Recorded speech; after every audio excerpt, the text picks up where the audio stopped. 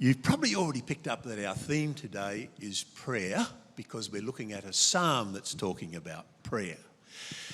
And I want to share with you a story that for me was the time when an answered prayer probably made one of the biggest impacts upon my thinking about God is interested in answering our prayers.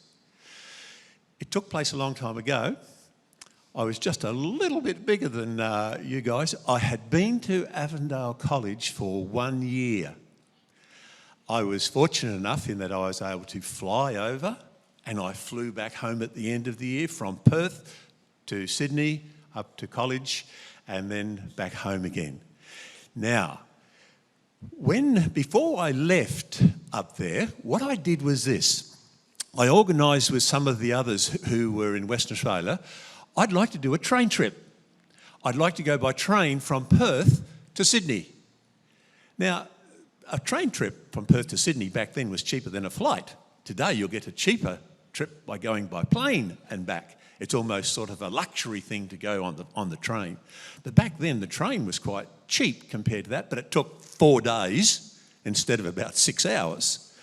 So anyway, it was about 3 weeks before we were due to go back to college, and we had been working around the farm, doing jobs, and we were, on this particular day, going into the local town where Mum and Dad were prepared to buy a ticket for us to get on the train that all my other friends would be getting onto, and we'd be heading off to college.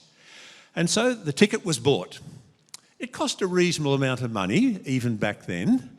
And I brought it home, and I was fairly proud about my ticket. I was going to have my first big train trip, and I was looking forward to the experience. Well, that Sabbath, we actually went to a neighbouring church. It must have been a country regional meeting, I think, when several of the churches all came together at one church. And so we all went to the Meriden Church. And I remember I took with me a couple of things. One of them was this book, pretty well worn, as you can see by the back spine. This is a 1964 Jacaranda.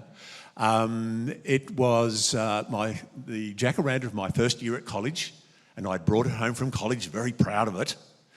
And I took this with me to share, and somehow or other, also, I had taken with me in the flyleaf of my Bible the train ticket, almost to brag to some friends. I was going on a train trip. Here, I got my ticket.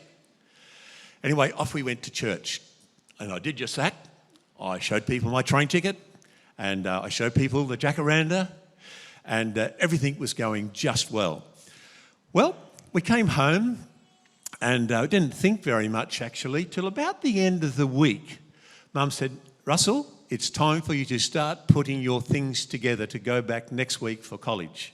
Oh, yeah, okay. Right, and she said, "Don't forget, make sure your train ticket is in a place where you won't lose it between now and then."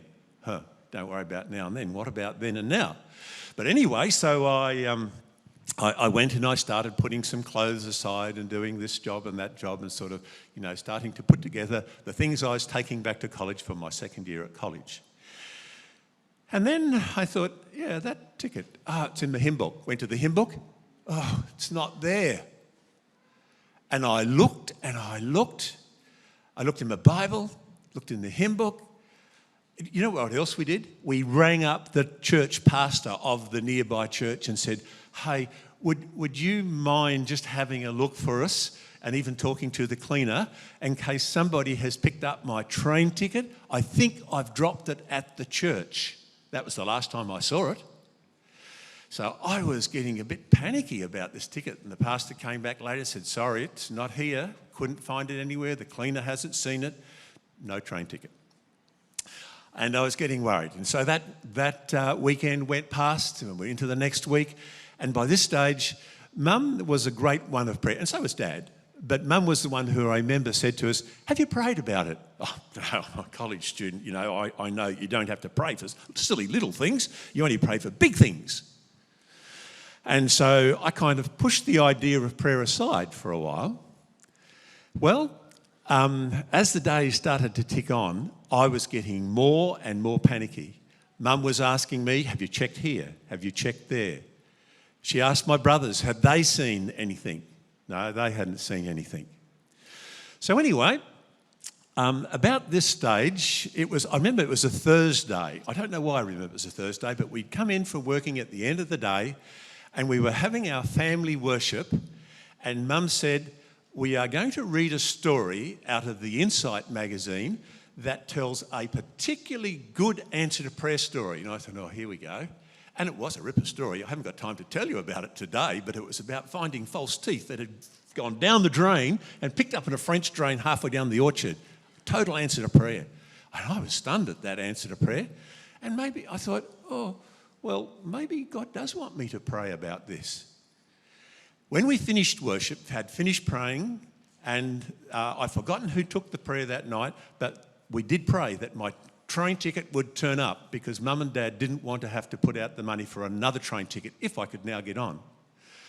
Well, as soon as worship was finished, Mum said, now I want all you boys, and by the way, there were 4 boys in this family, no sisters. Okay, you know about that? Yeah. Said to all of us, go back to your rooms and check your rooms, your room. Everybody check your own room in case the train ticket is dropped there. Off you all go. And disobediently, I spun around in my chair and I looked at the library. There was a library right in the corner of the lounge room where we were having family worship. And immediately my eye dropped on something. Do you know what it was? It was the jacaranda. And I thought, oh, I must take that back to college. And I reached out, pulled it out of the bookshelf, and it fell open. And if I can get it to fall open is good. In fact, it's going to be interesting to you have a look later. On the same page as my photograph, there's your grandfather. And also, if you want to have a look around, you'll find Dr. Thrift's photo on the same page as well. Whoops. You're going to have to find it. All right. There's the you find it, sorry. There's the jacaranda, and would you believe, right there in the middle of the jacaranda, as it just flopped open, was my train ticket. Now, this is not the train ticket. This is just something I made up last night. But where was I travelling from? If I can get it open. Where was I travelling from? Perth to Sydney. And down the bottom here are the 4 stations where we had to change trains because the railway gauges were different sizes back then, and 4 times we had to change to get back to college. But would you believe that? That soon, so quick, after we had prayed, I turned around, looked at the library, pulled out the jacaranda to take back to college. It flopped open, barely 30 seconds had gone by, and God had answered our prayer of worship. And I called out to everybody, I found it! God answered my prayer. God is interested in even little things, although this was a fairly big thing in a way, but God is interested in little things in our life that we share with him. Don't forget that. Don't be stubborn and hold back and say, oh, maybe I'll pray if I think it's really urgent. No, pray as the song said, in the morning, in the noon and in the evening, and let God know everything about what's going on in your life.